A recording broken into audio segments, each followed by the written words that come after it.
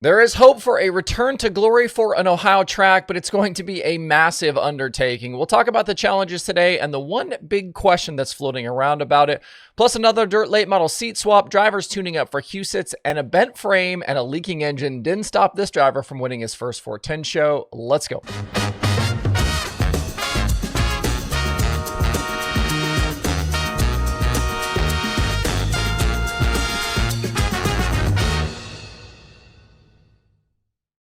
It's Monday, June 2nd. I'm Justin Fiedler. This is DIRTRACKR Daily presented by Kubota Genuine Parts. If you need to do an oil change this summer on your car, maybe grab a set of brake pads, maybe a new battery or some cleaning products, let me help you out. Head over to DIRTRACKR.com/advance and use code GEARUP at checkout to get 15% off any order or 20% off an order of $100 or more with Advance Auto Parts. You can order online and they will ship your goodies right to your house. That's code GEARUP at checkout at DIRTRACKR.com/advance to save some money this summer. I'll also leave the link in the video description below. There was some racetrack news yesterday that seemed to catch the attention of a lot of folks, and I had multiple messages about it. I was tagged in several social media posts. If you missed it, racer Matt Tifft, who previously ran in NASCAR and has been making some dirt late model starts, revealed yesterday he has acquired the 180-acre property that is Mansfield Speedway in Ohio. The track sits sort of halfway in between Cleveland and Columbus, and in its most recent iteration was a dirt track that hosted the Lucas Oil Late Model Dirt Series, the All-Stars, and famously events like the Dirt Million.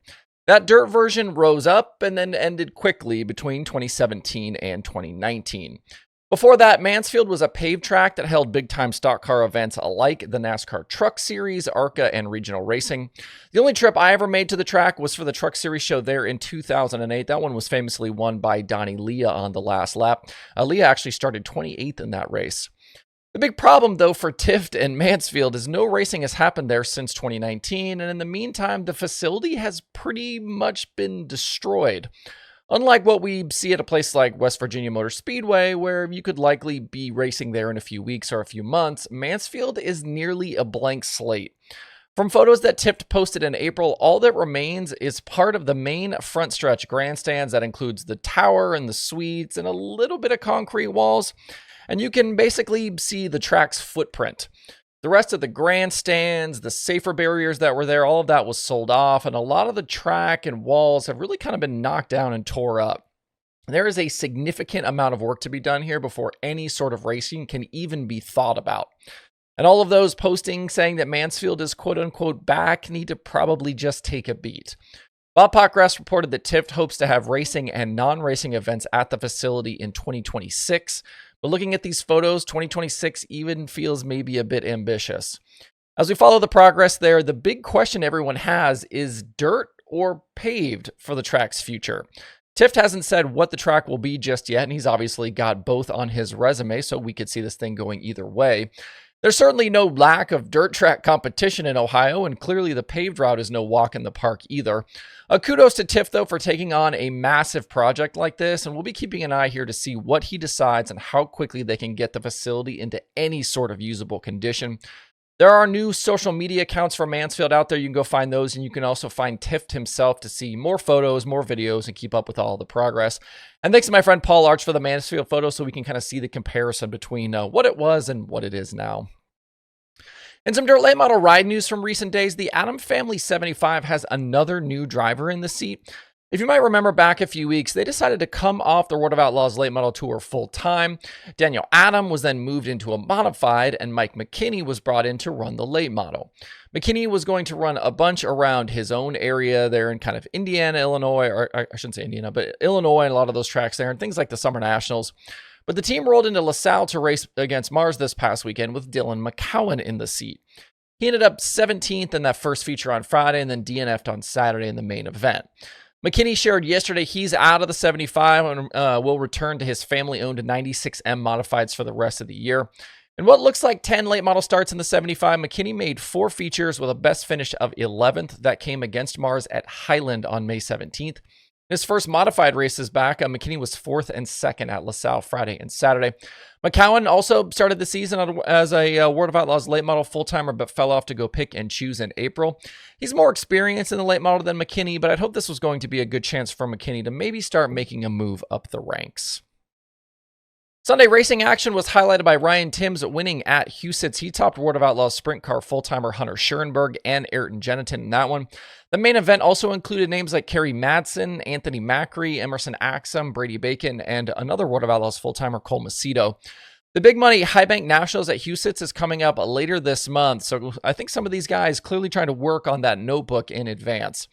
That's now 4 410 wins on the year for Timms, including 3 in his last 4 starts. He's won at Knoxville in back-to-back weeks, then gets it done at Huset's. I also thought it was cool seeing Caleb Johnson mixing up last night with Anthony Macri.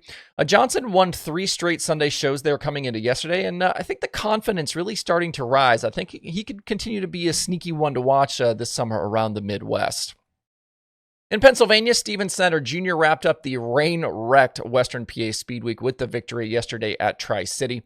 He topped Jeremy Weaver and Brock Hallett in that one. Weaver was named Speed Week champion in what only ended up being really a 2-race Speed Week, obviously because of all of the rainouts. Weaver was 2nd in both shows to earn that championship. Snyder's team owner, Kurt Michael, shared some wild photos on social media afterwards of that 27 machine bent and absolutely mangled. After an incident early on, Snyder drove to the win with a bent frame, drag link, and front axle, and with oil squirting from a damaged valve cover. Kurt Michael definitely going to have some work to do to that 27 to get that thing back in raceable condition. It was career 410 sprint car start number 6 for Snyder Jr. Not bad winning your first race in race number 6. He's got 3 of those starts just this season. Snyder was 7th in the other Western PA Speed Week show, and sandwiched in between was a top 10 in the midget with the Extreme Series at Coles County. So a lot of travel this weekend for Snyder Jr. We're going to shut it down there for today. If you like what we do here, hit that subscribe button on YouTube and the podcast places, and like and follow on Facebook. We are 54 subscribers shy of 43,000 on YouTube as I write this, and well on our way to 40K on Facebook. We're like at 39.3 or 39.4 on Facebook. The goal for the year, like I've been talking about, 50,000 for both platforms. Also, don't forget, if you're in a quiet place and you can't watch or listen, or you know someone who is hard of hearing, you can actually also read the Daily Show every day over at DIRTRACKR.com/daily. I post full show transcripts there of every episode. That way we can make sure the show is as accessible as possible. All right, hope you guys have a great Monday out there. We will see you right back here tomorrow.